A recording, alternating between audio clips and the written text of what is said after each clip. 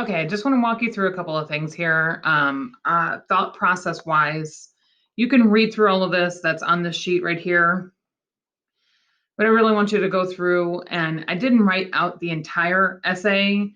However, when I started looking at this is what I really want for you guys to think about as you begin your process.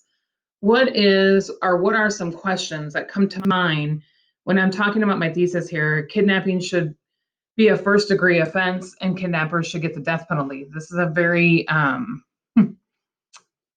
this is a good statement. It's something that I can support, and I can look for evidence to support that kidnappers cause emotional harm to the victim and the victim's family, and Stockholm syndrome can make it harder to find victims. So there's a lot of information out there about kidnapping and what happens to the victims, especially if they do stay alive in those situations. But then I have to counter argue. So when I start thinking about this right here, I have a lot of questions in my head as far as where do I want to go with my paper? What do I really specifically want to talk about here? Again, this isn't a full blown research paper, so it's not going to be 25 pages long, but it is going to be an amount of words that I can fully give in detail each argument and then present a counter argument. So here I give you my first paragraph, which isn't very long. It's just an introduction. I start with a quote or a motto that I always stuck with playing basketball. I know that some of you are looking, you see me face to face, you're like, there's no way Miss Ford ever played basketball. I did. And I just kind of go through and I say, how does this connect to, the kidnapping part of it? And then I work myself down to my thesis. You have to have a thesis. Like, what are you going to write about in your paper? And your argument needs to be, this is the side that I'm going to argue on. I'm not going to talk about, how kidnapping, doesn't hurt people or, victims that are harmed. Um, uh, Getting into my counter argument down here, not all kidnapping victims are harmed and therefore might not deserve the death penalty.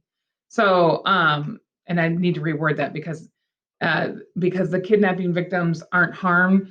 Maybe the predator in this case should not be,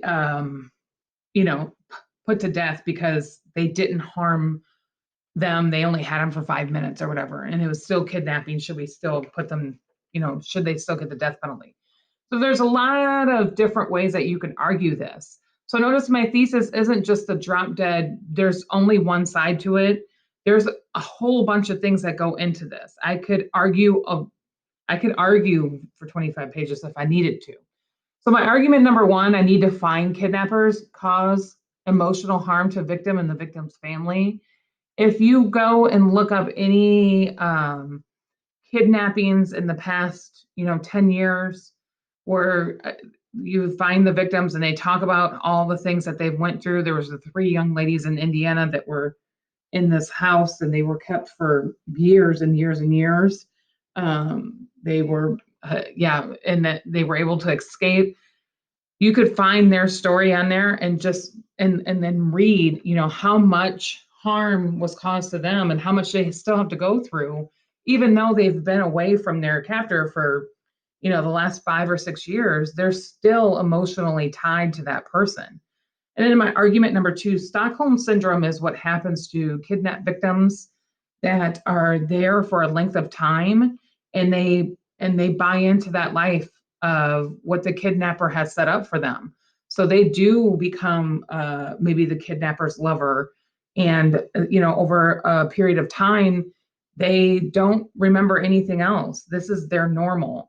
So Stockholm syndrome can make it harder to find victims because they don't want to leave that life that has been built for them now with the kidnapper.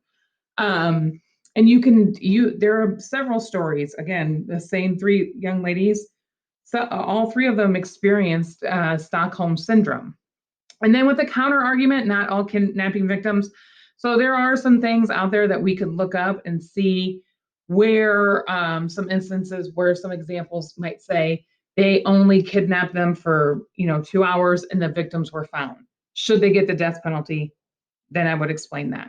And then of course you have the conclusion of your essay.